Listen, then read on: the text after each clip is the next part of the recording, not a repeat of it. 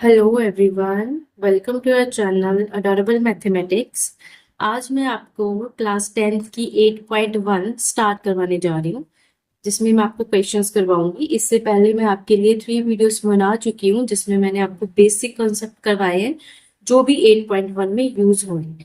8.1 start करने से पहले आप प्लीज वो जाके जरूर देख लेना, बिकॉज अगर आपके वो कंसेप्ट क्लियर नहीं है तो आपको इसमें से एक भी क्वेश्चन समझ में नहीं आएगा। ओके, चलो क्वेश्चन स्टार्ट करते हैं। देखो, अब आपका फर्स्ट क्वेश्चन है। आपको क्या बोला गया है यहाँ पे? In triangle A B C right angled at B. आपने ये चीज का ध्यान रखना है कि वो क्या बोला गया है क्वेश्चन में। एक एक आपके पास ट्रायंगल दे रखी है आपको ए बी सी, जो है आपके पास right angled at B. Right angle at B का मतलब क्या है कि जो आपके पास राइट एंगल बना हुआ है वो बी के ऊपर बना है। ठीक है, अब मैं आपको पहले डायग्राम बना देती हूँ। देखो, यू हैव ए। अब आप देखो बी कहाँ लिखना है आपने। उन्होंने बोला है right angle at B, it means जो राइट एंगल बना हुआ है ये होता है आपके पास राइट एंगल। ये यहाँ पे क्या आएगा फिर बी, और यहाँ पे क्या आएगा सी। अगर आपने गलती से भी ए यहाँ पे लिख दिया या फिर सी यहाँ पे लिख दिया तो आपका सारा का सारा क्वेश्चन गलत हो जाएगा। जैसे जैसे क्वेश्चन में बोला गया है आपको वैसे ही बी को पॉइंट करना है। उन्होंने अगर बोला होता राइट एंगल एट ए तो यहाँ ए आ जाता। अगर बोलते राइट एंगल एट सी तो यहाँ पे सी आ जाता। अब उन्होंने बी लिखा तो मैंने बी पे राइट एंगल बना दिया। ठीक है, अब आपको साइड्स गिवन है। ए बी आपको कितनी दे रखी है? A B is 24 centimetre, B C is 7 centimetre. ठीक है, अब आपको निकालने के लिए बोला गया। देखो, मैंने आपको जब सेकंड वीडियो बनाई थी मैंने इसमें आपको बोला था कि एक्यूट एंगल पे डिपेंड करेगा कौन सा परपेंडिकुलर एंड कौन सा बेस। अब यहाँ पे देखो, यहाँ पे एंगल एक्यूट एंगल उन्होंने ए कंसीडर कर रखा है और यहाँ पे एक्यूट एंगल आपका सी कंसीडर कर रखा है। तो इन दोनों केसेस में आपके पास बेस और परपेंडिकुलर चेंज हो जाएंगे। ठीक है, अब जैसे देखो आपके पास है। अब आपको पता है कि जब भी आपने कोई भी ऐसा क्वेश्चन करना है तो उससे पहले आपको राइट एंगल ट्रायंगल की ऑल साइड्स पता होनी चाहिए। अब देखो, टू साइड्स तो आपको गिवन है। अब आपको हाइपोटेन्यूज तो पता ही नहीं है इसमें क्या है, तो इसके लिए आपको इसमें पाइथागोरस लगानी पड़ेगी। ठीक, अब पाइथागोरस थ्योरम क्या होती है मैं आपको ये भी, मैंने आपके लिए इसके लिए भी सेपरेट वीडियो बना रखी है, तो आप प्लीज उस वीडियो को जाके जरूर देखना। अभी आपके पास क्या है, देखो आप लिखोगे बाय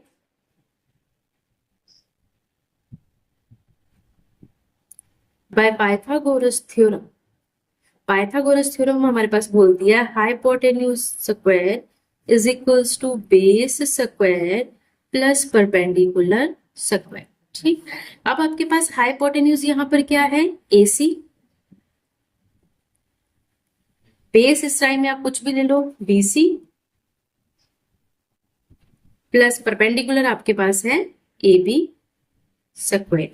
अब बेस की तो आपको वैल्यू पता ही नहीं है क्या है। ठीक, अब बीसी क्या है यहाँ पे? 7 स्क्वायर, और ए बी कितना है आपका? 24 स्क्वायर।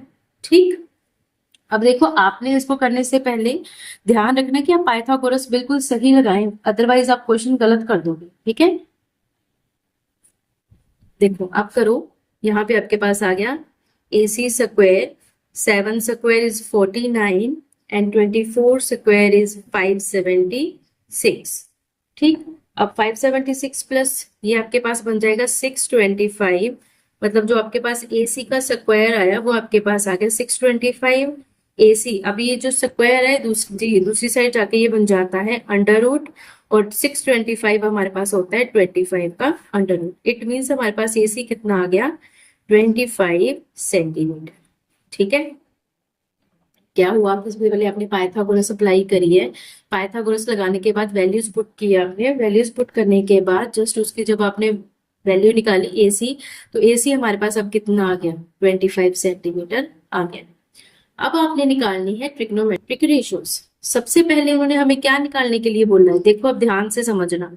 आपको बोला गया है साइन ए। अब आपको यहाँ पे एक्यूट एंगल बोला गया है ए। इट मीन्स आपने किसको एक्यूट एंगल कंसीडर करना है? इसको।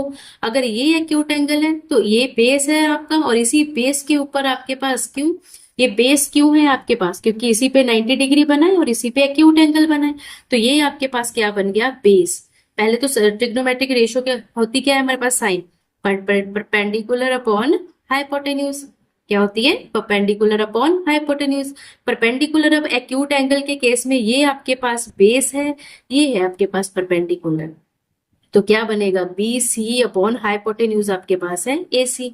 बी सी आपके पास है 7 सेंटीमीटर और ए सी आपके पास है 25 सेंटीमीटर, मतलब 7/25 आपके पास आ गया। ठीक, अभी इसी सेकेंड क्वेश्चन में आपको बोला गया है कि अपने कॉस से फाइंड आउट करना है। अब कॉस क्या होता है, देखो आपके जो सबसे फर्स्ट वीडियो मैंने बनाई थी उसमें मैंने आपको बताया कि आप लोगों को लर्न कैसे करने हैं ये। ठीक, अब ये होता है बी अपॉन एच। अब सेम, अब ये आपके पास एक्यूट एंगल कंसीडर करा है आपने। अब इसके अकॉर्डिंग आपका बेस कौन बना था, यही था बेस। तो बेस हमारे पास है ए बी और हाइपोटेन्यूज आपका सेम ही है, दैट इज ए सी। तो ए बी आपके पास आ गया 24 और आपके पास ए सी क्या है 25। ओके, अब देखो जो सेकंड पार्ट है उसमें आपको क्या बोला गया है, निकालने के लिए आपको बोला गया है साइन सी। अब आपने ध्यान से देखना है, यहाँ पे सी की बात करी गई है। अब जब सी बोला गया है इट मीन्स अब आपने एक्यूट एंगल सी को कंसीडर करना है। किसको कंसीडर करना है, सी को आपने एक्यूट एंगल कंसीडर करना है। जब आपने सी को ले लिया तो ये वाली लाइन है जिसपे एक्यूट एंगल भी बन रहा है, 90 डिग्री भी बन रहा है, तो ये अब आपका बेस बन गया और ये आपका बन गया perpendicular.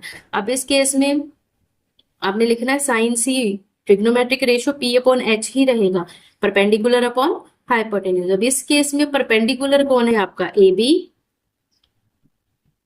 Upon A C. A B अब आपके पास कितना है 24 और ए सी कितना है आपके पास 25।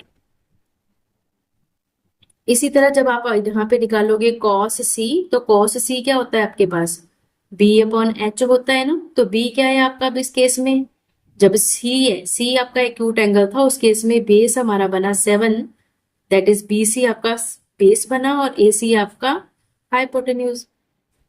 बी सी आपके पास कितना है 7 सेंटीमीटर और ए सी आपका क्या है 25 सेंटीमीटर। देखो आपने ध्यान रखना है इस बात का, अगर आपको ये नहीं पता, अभी भी अगर आपको नहीं पता है, फर्स्ट क्वेश्चन करते टाइम भी आपको लगता है कि आपको अभी तक ये नहीं समझ आया है कि कौन सा एक्यूट एंगल कंसीडर करने से कौन सा बेस और परपेंडिकुलर बनता है, तो प्लीज पहले आप प्रीवियस वीडियोस देख लेना, उसके बाद ही क्वेश्चंस अटेम्प्ट करना, अदरवाइज आपको कुछ भी समझ में नहीं आने वाला इसमें। ठीक है, और ये था आपका फर्स्ट क्वेश्चन। अब आइए सेकेंड क्वेश्चन पे। सेकेंड क्वेश्चन में बोला क्या गया है, in a given figure find tan p minus cot r। देखो आपको फिगर ऑलरेडी गिवन दे रखी है, उसमें आपको दो साइड्स गिवन है, that is 12 centimetre and 13 centimetre. ये आपका 90 डिग्री है, ये आपके दो एक्यूट एंगल है, ये तो आपको पता ही है। अब देखो आपको यहाँ क्या बोला गया है, tan p minus cot r निकालना है। सबसे पहले जब भी हमने इनके क्वेश्चंस करने हैं तो पहला काम है कि हमें तीनों ट्राइंगल्स की तीनों साइड्स पता होनी चाहिए। अब हमें सारी साइड्स तो पता नहीं है, हमें सिर्फ दो ही साइड्स पता है, तो अगेन हम इस पे क्या लगाएंगे, पाइथागोरस थ्योरम। ओके, फिर हम लिखेंगे bye Pythagoras theorem. Pythagoras theorem, अब आई होप आप लोगों को अब तक इतना तो याद हो ही गया होगा कि पाइथागोरस थ्योरम होती क्या है। That is hypotenuse square is equals to base square plus perpendicular square. ये आपके पास होगी है। ठीक है, अब आप लोगों ने ऐसा नहीं कर देना है बिल्कुल भी कि आप लोगों ने यहाँ पर बेस की वैल्यू निकालनी है तो आप बेस यहाँ लिख दो, हाइपोटेन्यूज यहाँ लिख दो। मैंने आपको बताया था कि ये बिल्कुल गलत हो जाएगा, ऐसे बिल्कुल नहीं होता। पाइथागोरस थ्योरम आपकी यही रहेगी। ठीक है, अब देखो यहाँ पे क्या क्या है आपको, हाइपोटेन्यूज।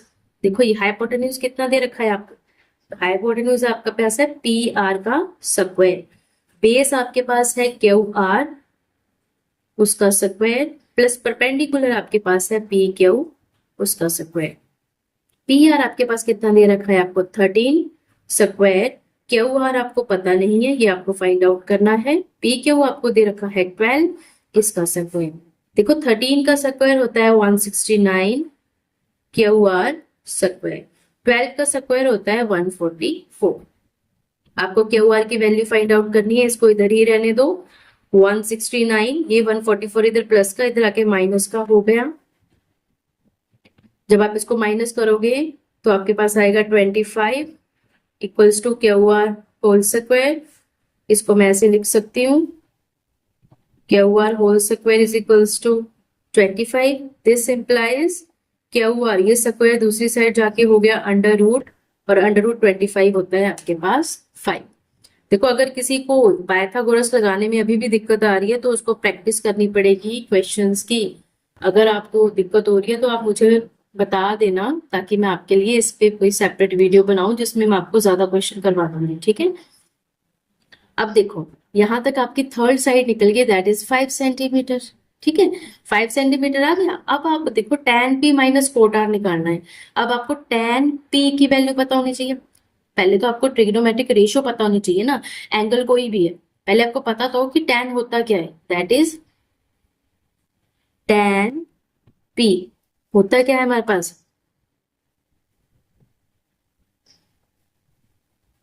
p upon b। क्या होता है हमारे पास tan p अपॉन b। हमने आपको बताया था ना, पंडित भद्री प्रसाद हर हर बोले, सोना चांदी तोले। एक मैंने आपको एक्स्ट्रा लाइन याद करवाई थी, चांदी सोना चमकाए, ठीक है। अब आपको यहां तक समझ में आ गया। अब देखो, अब आपने ध्यान में रखना है, यहाँ पे लिखा गया है एक्यूट एंगल P, और यहाँ पर P एक्यूट एंगल कौन सा है, ये। अगर आप इसको एक्यूट एंगल लेके चलोगे तो आपका बेस कौन सा होगा, बताइए जरा, आपका बेस कौन सा होगा, ये वाला। क्यों, क्योंकि इसी पे एक्यूट एंगल बना है और इसी पे 90 डिग्री एंगल बना है, तो इस केस में आपके पास ये बनेगा बेस। तो ये क्या हो जाएगा आपका परपेंडिकुलर, क्योंकि हाइपोटेन्यूज तो दोनों केसेस में ही सेम रहेगा। अब परपेंडिकुलर कितना है आपका, अब आपके पास परपेंडिकुलर है यहाँ पे क्यू आर, और बेस आपके पास क्या है, पी क्यू। क्यू आर है आपके पास 5 और पी क्यू आपके पास है 12। ओके, अब नेक्स्ट आपके पास क्या है, कॉट आर। देखो उससे पहले आपको पता होना चाहिए कॉट, एक्यूट एंगल तो बात की बात, कॉट पहले तो ये तो बताओ कि ट्रिग्नोमेट्रिक रेशियोज में इसको लिखते कैसे हैं। देखो मैंने आपको वहां पे जब एक्स्ट्रा लाइन याद करवाई थी, चांदी सोना चमकाए, वहां पे मैंने आपको रेसिप्रोकल करवाए थे।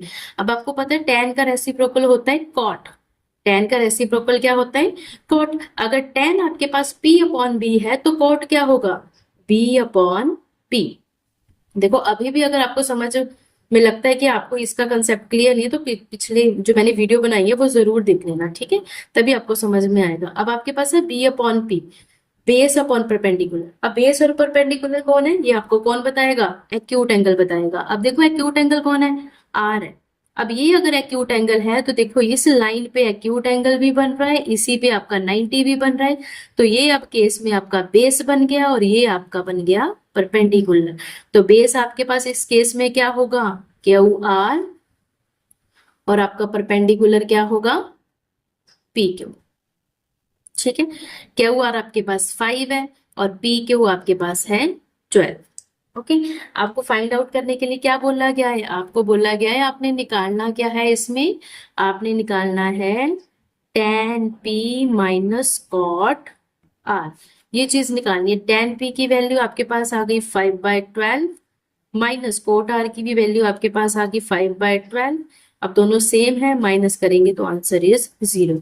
और ये क्वेश्चन बहुत इंपॉर्टेंट है, ये पेपर में मैक्सिमम टाइम आपका आ चुका है, तो आपने ये अच्छे से अपना क्वेश्चन कर लेना है, ठीक है। अब जो नेक्स्ट जो भी क्वेश्चंस होंगे वो मैं नेक्स्ट वीडियो में बनाऊंगी। ओके, आई होप आपको ये सारा समझ में आया होगा जो मैंने आज करवा दिया। कोई भी डाउट होगा तो आप मुझे कमेंट कर दीजिएगा। Thank you.